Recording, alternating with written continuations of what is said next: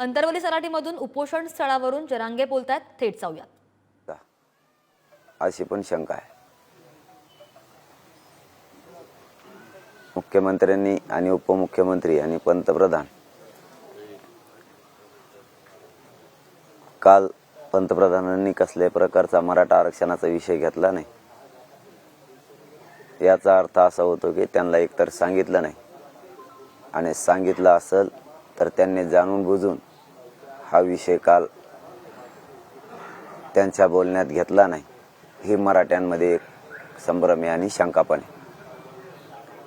पंतप्रधानांना आता गोरगरिबांची गरज राहिली नाही असं त्यातून महाराष्ट्रातली जनता आता अर्थ काढायला लागली. पंतप्रधानांनी काल विषय घ्यायला हवा होता, पण आता या दोन्ही बाजूच्या चर्चा सुरू आहेत. एकतर मुख्यमंत्र्यांनी उपमुख्यमंत्र्यांनी जाणून बुजून पंतप्रधानांना सांगितलं नाही, किंवा मुख्यमंत्र्यांनी आणि उपमुख्यमंत्र्यांनी पंतप्रधानाला सांगितलंय पण पंतप्रधानांनी जाणून बुजून मराठा आरक्षणाचा विषय काल घेतला नाही. या दोन्ही शंकेपैकी एक शंका मराठ्यांच्या मनात 100% आणि महाराष्ट्रातल्या जनतेत सुद्धा आहे. कारण इतक्या जवळ येऊन जर पंतप्रधान इतकं देशव्यापी आंदोलन सुरू असताना विषय घेत नाहीत, याचा अर्थ असा होतो की त्यांनी जाणून बुजून घेतला नाही किंवा त्यांना सांगितलं नाही. त्यांनी घेतला काय नाही घेतला काय मराठ्यांना काय फरक पडत नाही, परंतु समाज शांत यासाठी होता किंवा समाजाला असं वाटलं होतं की पंतप्रधान हा विषय आता हाताळतील आणि मुख्यमंत्र्याला किंवा महाराष्ट्रातल्या सरकारला सांगतील हा विषय मार्गी काढण्याबाबत. कारण मराठ्यांच्या मनात पंतप्रधानांबद्दल काही पाप नव्हतं. मराठ्यांच्या मनात त्यांच्याविषयी काही वाईट भावना नव्हती. जर मराठ्यांच्या मनात त्यांच्याविषयी वाईट भावना असती तर मराठ्यांनी त्यांचं विमान सुद्धा शिर्डीला खाली उतरू दिलं नसतं. पण मराठ्यांच्या मनात त्यांच्याबद्दल काही वाईट भावना नव्हती. जर असती तर मराठ्यांनी पंतप्रधानाचे विमान वरच लावलं असतं, शिर्डीला खाली सुद्धा उतरू दिलं नसतं. परंतु मराठ्यांच्या मनात त्यांच्याविषयी वाईट भावना नव्हती. मराठ्यांची त्यांच्याविषयी चांगली भावना होती. पंतप्रधान आणि मुख्यमंत्री आणि उपमुख्यमंत्री हे तिघजण 100% मराठा आरक्षणाचा विषय हाताळतील अशी गोरगरीब मराठ्यांना आशा होती. परंतु आता पंतप्रधान, मुख्यमंत्री आणि उपमुख्यमंत्री यांना गोरगरिबांची गरज राहिली नाही असा कालपासून एक संदेश महाराष्ट्रात आणि देशात गेलाय. हे सत्य, मी सांगतो हे सत्य. अगोदर प्रत्येकाला वाटत होतं की पंतप्रधान हे गोरगरिबांचे, पण आता त्यांना सुद्धा गोरगरिबांची गरज राहिली नाही. ठीक आहे, हरकत नाही. यांनी आमच्याकडून 30 दिवसाचा वेळ घेतला होता. आम्ही मराठ्यांनी यांना 40 दिवसाचा दिलता.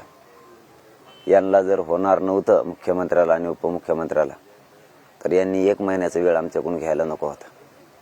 यांनी सांगतानाच सांगायला पाहिजे होतं की 50 वर्ष देता का. कारण यांना त्यांच्या मनासारखा वेळ देऊ नये. यांना असं वाटतं की गोरगरीब मराठ्यांचं चांगलं होऊ नये, पोरांचं चांगलं होऊ नये. मराठ्यांच्या पोरांचं जर मोठे झाले तर मग कसं, असं राज्य सरकारला वाटतंय. म्हणून मराठ्यांच्या पोरं मोठे होऊ नये याच्यासाठी मोठं षडयंत्र उपमुख्यमंत्र्यांनी आणि मुख्यमंत्र्यांनी रचलंय, सरकारने रचलंय, असं मराठा समाजाच्या मनात 100% आता शंका आहे. कारण तुम्ही आमच्याकडून वेळ घेतला आणि आरक्षण दिलं नाही, याचा अर्थ सरकारसह मुख्यमंत्री आणि उपमुख्यमंत्र्यांनी षडयंत्र रचलेलं आहे की मराठ्यांच्या पोरं मोठे होऊ नयेत. हे षडयंत्र खरं आहे. हे जर खोटं असतं तर त्यांनीच वेळ घेतला होता कायदा पारित करण्यासाठी. त्या वेळेत त्यांनी आरक्षण दिलं असतं. सरकारनं आणखीन एक दुसरं षडयंत्र सांगतो. याचबरोबर दुसरं षडयंत्र सांगतो.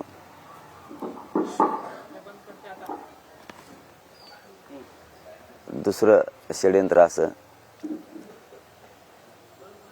मुख्यमंत्री उपमुख्यमंत्री यांच्या वतीनं, सरकारच्या वतीनं गिरीश महाजन साहेब इथं आले होते. त्यांनी असं सांगितलं होतं 4 दिवसात कायदा पारित होणार नाही. कायदा पारित करण्यासाठी आधार लागतो. आणि आम्हाला थोडेसे दस्तऐवज जमा करू द्या.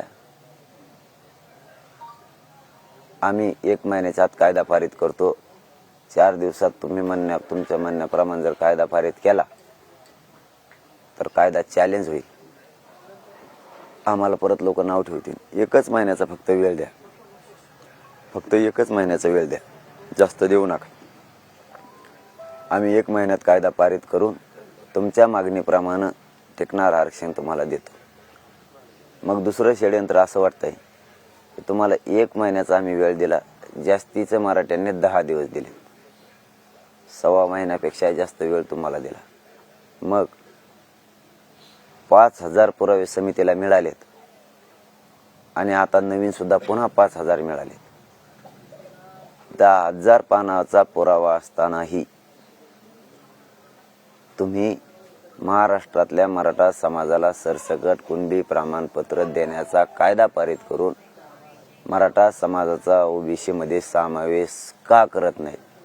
याचा अर्थ पुरावे असूनही तुम्ही मराठा समाजाच्या पोरांचं करिअर बर्बाद व्हायला पाहिजे, त्यांचं करिअर, त्यांचं आयुष्य उद्ध्वस्त झालं पाहिजे, म्हणूनच पुरावे असूनही तुम्ही मराठ्यांना आरक्षण देत नाहीत. याचा अर्थ असा होतो सगळ्या बाजू आता तुमच्या अंगलोट आल्यामुळं, कारण वेळ तुम्ही घेतला, ती अंगलोट तुमच्या बाजू आली सरकारच्याच. पुरावे मिळालेत, आता मराठ्यांना आरक्षण दिलं पाहिजे, तुम्ही देत नाहीत म्हणून तीही तुमच्याच अंगलोट बाजू आली. तुमच्याकडे आता तुम्हाला नाक नसल्यासारखं झालंय. तुम्हाला आता नाक नसल्यासारखं झालंय. मराठ्यांनी सगळ्या इच्छा तुमच्या पुऱ्या केलेल्या आहेत. तुम्ही मागाल ते मराठ्यांनी दिलेले आहेत. तुम्ही पुरावे मागितले, 5,000 पुरावे तुमच्या समितीला सापडेत. 5,000 पुरावे हे आमच्या खाजगी अभ्यासकांना तुम्हाला सापडून दिले. 10,000 पुरावे झाले. आणि जे समितीने काय 2-3 कोटी काय दस्तावेज तपासलेत, त्याच्यात नेमकं काय हे तुम्ही सांगितलं नाही आम्हाला. आणखी त्याच्यात नेमकं काय हे तुम्ही आम्हाला सांगितलं नाही. त्याच्यात शेती आहे, कुळंबी आहे, कुणबी आहे, असे उल्लेख सुद्धा आहेत. तुम्हाला आम्ही सांगितलं होतं की 1967च्या पुढचे पुरावे शोधू नका. 1805 ते 1967 पर्यंत शोभा. त्यांच्या म्हणण्याप्रमाणे बॉम्बे गॅझेटियर मध्ये सुद्धा मराठा आणि कुणबी एक असल्याचे पुरावे, असे हजारो पुरावे आहेत. तरी तुम्ही आरक्षण देत नाहीत. याचा अर्थ तुमचं षडयंत्र आहे की मराठ्यांना आरक्षण द्यायचं नाही. पुरावे सापडले तरी द्यायचे नाही. मराठा समाज मागास सिद्ध झाला तरी द्यायचं. मराठ्यांचे पोरं मोठे झालेच नाही पाहिजे असं षडयंत्र तुमचं दिसतंय. पण मराठे आरक्षण घेणार आहेत. तुम्ही कसे आरक्षण देत नाहीत हे सुद्धा मराठे बघणार आहे. तुम्हाला सुट्टी नाही. तुम्हाला वाटत असताना मान्यवान झोप येते, तुमचे पुढच्या 2-4 दिवसात झोप सुद्धा उडणार आहे. तुम्हाला मराठी झोपू देणार नाहीत, कारण सगळे पुरावे तुमच्याकडे, तरी तुम्ही दिले नाही. आता याच्या पलीकडचा तिसरा मुद्दा सांगतो. 2 महत्वाचे सांगितले, हे मराठा समाजानं समजून घेतले, सरकार समजून घेईल 1-2 दिवसाच्या आत. पुराव्याची काहीच गरज नाही. 1967ला ज्या जातीला आरक्षण दिलं त्या जातीचे व्यवसाय आणि आमचे व्यवसाय एकच. 1967ला ज्यांना आरक्षण दिले त्यांना व्यवसायावर आधारित दिले. त्यांचा आणि आमचा व्यवसाय एकच. त्या कायद्याच्या आधारावर शासन निर्णय करून मराठ्यांना ओबीसी मध्ये मराठ्यांचा समावेश करून मराठ्यांना कुणबी प्रमाणपत्र दिले जाऊ शकते. 2, विदर्भातल्या मराठ्यांचा आणि आमचा एकच व्यवसाय. ओबीसी बांधवांचा, माळी बांधवांचा आणि आमचा व्यवसाय एकच. त्यांनाही व्यवसायाच्या आधारावर आरक्षण दिले. कुठलाही कागदपत्र घेतलेले नाहीत, कोणताही दस्तावेज जमा केलेला नाही, कोणतेही पुरावे जमा केलेले नाहीत. मग त्यांचा आणि आमचा व्यवसाय पण एकच आहे. जातीवर आधारित व्यवसाय निर्माण झालेले आहेत, व्यवसायावर आधारित जाती निर्माण झालेल्या आहेत, तर मग आम्हाला दिलं पाहिजे. आता तुम्हाला चौथा मुद्दा सांगतो. एकही पुरावा सापडला, फक्त एक पुराव्याची तर गरजच नाही आरक्षण देताना, कारण बाकीच्यांना पुरावे घेऊन दिलेलंच नाही. पण तरी पाहिजे असेल तर महाराष्ट्रातल्या कोणत्याही कोपऱ्यात मराठा आणि कुणबी एक असल्याचा पुरावा आणि कुणबीचा आणि मराठ्यांचा एकच व्यवसाय असलेलाचा पुरावा जरी सापडला तरीही महाराष्ट्रातल्या सरसकट मराठ्यांना आरक्षण देता येतं. 5,000 पुराव्याची सुद्धा गरज नाही. पाचवा मुद्दा, पंजाबराव देशमुख साहेबांनी ज्या आधारे आरक्षण विदर्भातल्या मराठ्यांना दिलं, तोच आधार घेऊन किंवा त्याच कायद्यात मराठ्यांचा महाराष्ट्रातल्या समावेश करून मराठा समाजाला आरक्षण देता येतं. त्यांनी ज्या आधारावर दिले त्या आधारावर महाराष्ट्रातल्या मराठा समाजाला देता येतं. लयच झालं तर तुम्ही मराठ्यांचं बॉन्डवर शपथपत्र करून घेऊ शकता, त्याला 7 बारे जोडून सुद्धा मराठ्यांना आरक्षण देऊ शकता. कशाचीच आवश्यकता नाही, पुराव्याचे सुद्धा नाही. पण 100% आता असा उलगडा व्हायला लागलाय.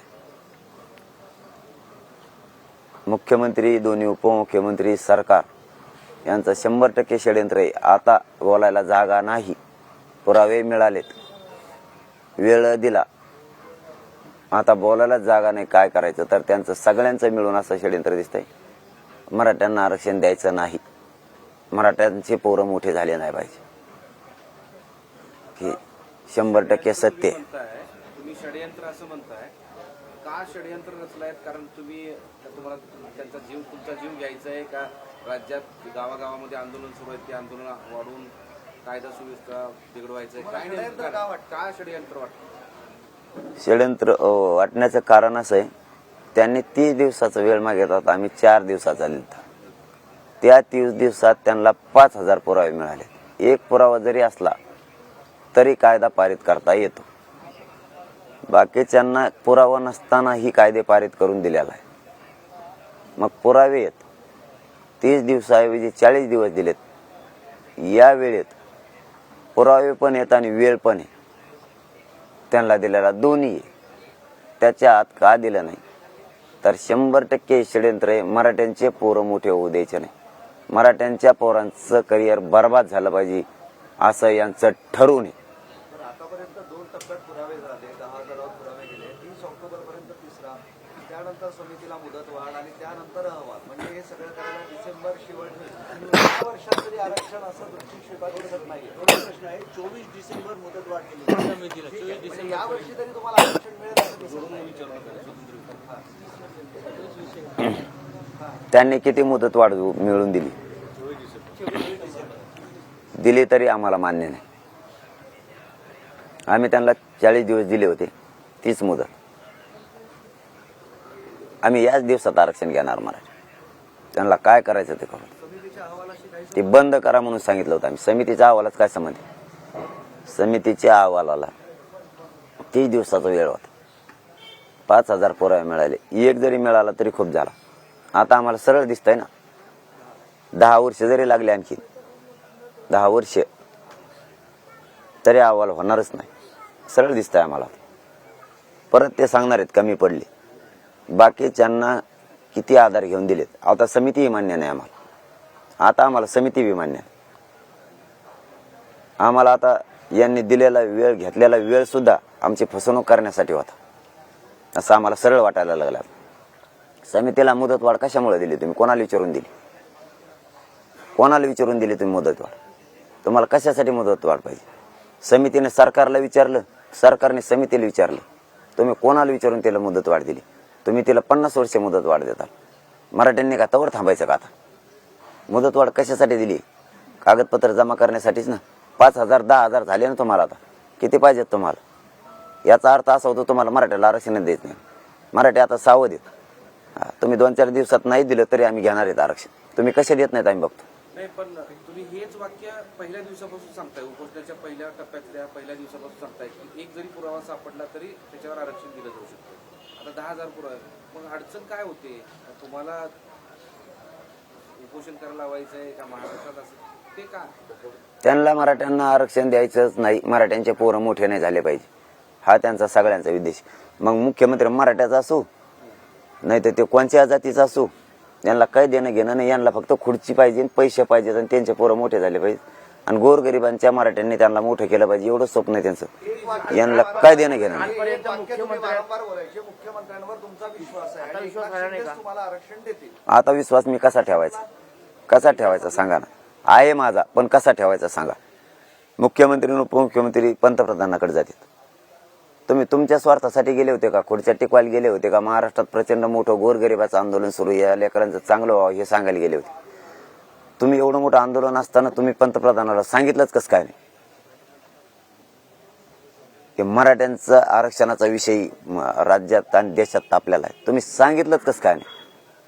आणि तुम्ही जर सांगितलंय तर पंतप्रधान बोललेच कसं काय नाही आमच्या महाराष्ट्रात येऊन? आमचं जर मनात पाप असतं, पंतप्रधान आपल्याविषयी बोलणार नाही, मुख्यमंत्री बोलणार नाही, आम्ही तुमचं विमानच उतरून दिलं नसतं. एवढी ताकद मराठीत. आम्ही तुम्हाला वेळ दिला, तुम्हाला येऊ पण दिलं, गावबंदी असून सुद्धा येऊ दिलं का नाही मराठीने तुम्हाला? याचा अर्थ असा होतो की आमच्या मनात चांगलं होतं की तुम्ही आमच्या लेकरांचं चांगलं करता. पण आता विश्वास राहिला नाही का मुख्यमंत्र्याबद्दल? आता कशाच्या आधारावर विश्वास ठेवायचा? कशाच्या आधारावर विश्वास ठेवायला? तुम्हाला 40 दिवस पण दिले, 40 दिवस पण दिले, तुम्हाला पुरावे पण मिळाले. आता विश्वास याच्यासाठी ठेवत नाही, तुमची बातमी जर खरी असली तर विश्वास ठेवत नाहीत. त्यांनी जर समितीला वेळ वाढून दिला असला तर कुणाच्या जीवावर वाढून दिला, म्हणून आमचा आता तुमच्यावर सरकारवर आणि मुख्यमंत्र्यावर सुद्धा विश्वास नाही आहे. तुम्हाला पुरावे असून सुद्धा तुम्ही समितीला कामाला लावल्याचा अर्थ मराठ्यांचे पोरं तुम्हाला बरबाद करायचे.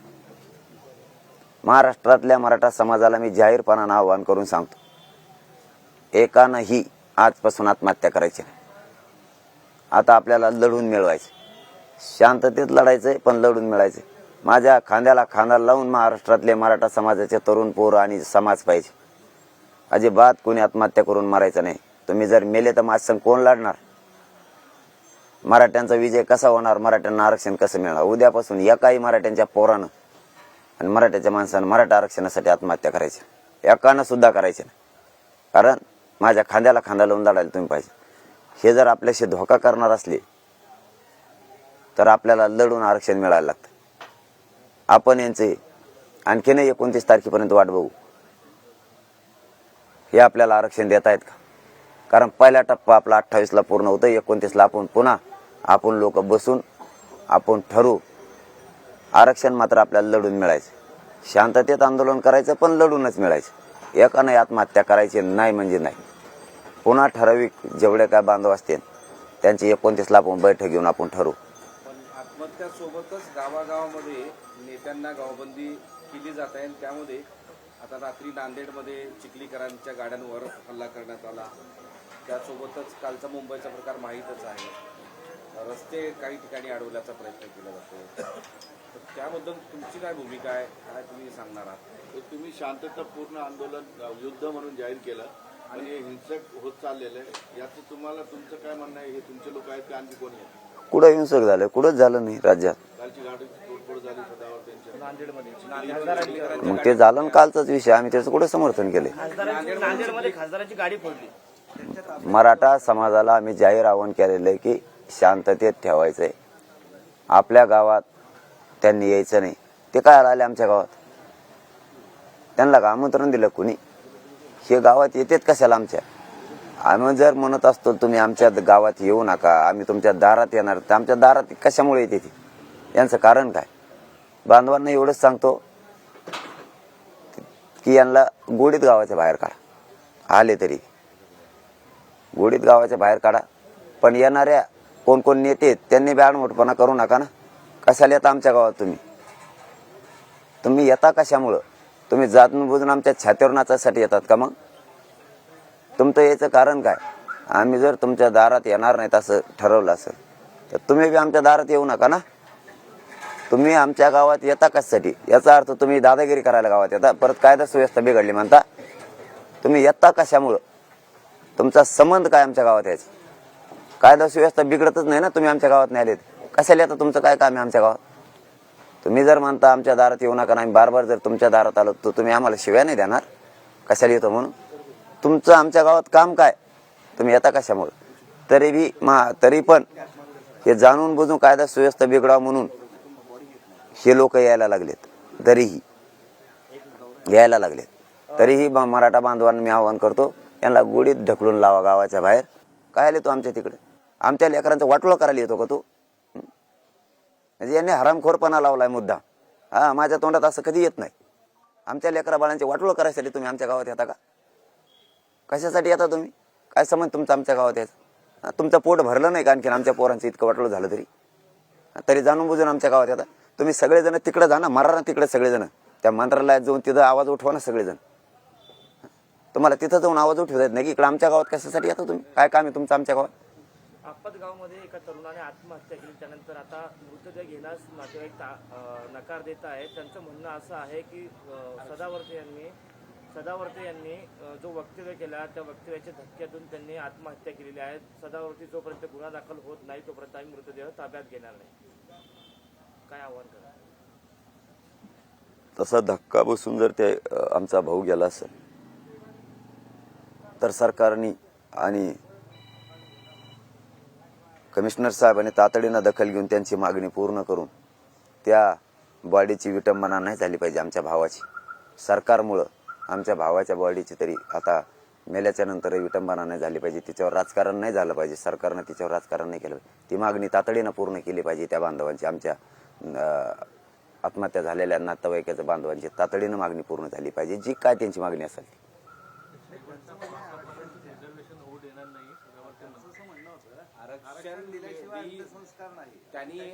मग द्या ना म्हणा आरक्षण लवकर, पाठदिशी द्या ना. किती खून करता आमचे सरकार, खून करायला लागले आमच्या पोरांचे. किती खून करणार? तरीही मी महाराष्ट्रातल्या बांधवांना पुन्हा एकदा सांगतो, आत्महत्या करू नका. कारण आपले माणसं कमी होता कामा नये. तुम्ही मला खांद्याला खांदा लावून लढायला पाहिजेत. एकानंही आजपासून आत्महत्या करायची नाही. जरंगे पाटिल जी, आपसे हिंदी में जानना चाहते हैं, आपने कहा कि साजिश हो रही है मराठा समाज के खिलाफ, आपके खिलाफ। सीएम डीसीएम दोनों ये साजिश कर रहे हैं, ऐसा आपको क्यों लग रहा है? क्योंकि उन्होंने हमारे पास से 30 दिन लिए थे, हमने 40 दिन दे दिए. क्यों रिजर्वेशन नहीं दिया? इसलिए हमको लगता है कि ये षड्यंत्र है और ये सही भी है. पुरावे चाहिए थे, वो भी मिल गए, तब भी नहीं दे रहे. इसका मतलब होता है कि महाराष्ट्र के मराठों का अच्छा नहीं होना चाहिए. ये उनका षड्यंत्र है. हम मागास भी सिद्ध हो गए फिर भी नहीं दिया जाता. इसका मतलब है जानबूझ के ये नहीं देते. लेकिन मराठी रिजर्वेशन लेके रहेंगे. अब भी थोड़े दिन में ही लेंगे. सरकार को छुट्टी नहीं देंगे. आप तुम देखो आगे आगे क्या होता है. नहीं, वो बताएंगे हम 29 तारीख के बाद. हम सामने बताने वाले, आगे पीछे नहीं. आपने आंदोलन के पहले चरण में भी कहा था कि मुख्यमंत्री पर आपका विश्वास था. अब क्या हुआ? आप कह रहे कि विश्वास नहीं है. क्या वाकई आपका विश्वास मुड़ चुका है अब? उन्होंने समिति को टाइम बढ़ा के क्यों दिया? किसको पूछ के दिया? पुरावे है तब भी रिजर्वेशन क्यों नहीं दिया? पुरावे की जरूरत नहीं है तो भी मराठों को आरक्षण क्यों नहीं दिया? उन्होंने ये जो मुख्यमंत्री और उप मुख्यमंत्री गए थे, श्रद्धेय साहब है, वो बहुत बड़ा पदवी है उनके पास, वो भी गए थे. उन्होंने पंतप्रधान को क्यों नहीं बताया कि बड़ा आंदोलन चल रहा है? बताया है तो पंतप्रधान ने क्यों कल बोला नहीं? मराठों को बुरा करने के लिए ये सब टीम जुड़ गई है. लेकिन मराठी सब षड्यंत्र तोड़ के आरक्षण मिलके दिखाएंगे थोड़े ही दिन में. नेताओं के प्रवेश पर बंदी लगाई गई है. करीब बताया जा रहा है 2 से 2.5 हजार गाँव मराठवाड़ा में है. कल सांसद प्रतापराव चिखलीकर की गाड़ी पर भी मराठा समाज द्वारा हमला किया गया. क्या कहेंगे? ये अत्ते का राष्ट्रपति का काय को गया मग हमारे गांव में? घर में झोपने का कब छिपता? हमारे गांव में काय अलग है?